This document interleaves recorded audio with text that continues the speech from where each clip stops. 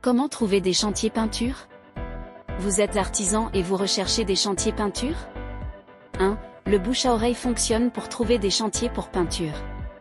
Pour que le bouche à oreille soit positif et fonctionne bien en votre faveur, il faut que vous attachiez une grande importance à la qualité de vos travaux. Plusieurs critères pourront jouer en votre faveur sur un chantier. Un client satisfait est un client qui parlera de vous dès qu'une personne cherche un professionnel qualifié et cela vous permettra d'obtenir des chantiers pour peinture.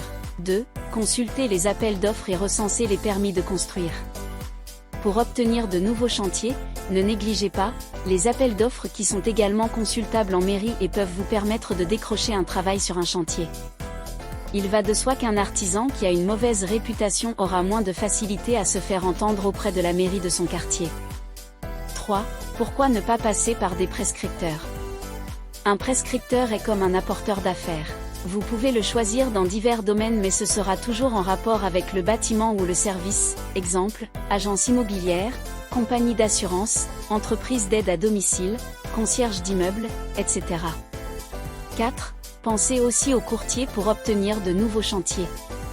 Même si vous avez déjà constitué un réseau de prescripteurs pour obtenir des chantiers pour peinture, cela ne vous empêche pas de contacter également des courtiers en travaux.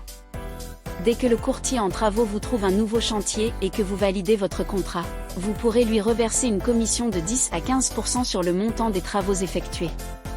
5. Les groupements d'entreprises peuvent vous aider dans votre recherche. Lorsque l'on est artisan à son compte et que l'on travaille seul, il peut être utile et intéressant de se rapprocher d'autres entreprises pour former un groupe et avoir plus de force d'action et de représentation.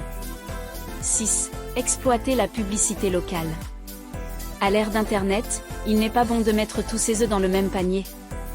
Pensez que beaucoup de gens n'ont tout simplement pas Internet.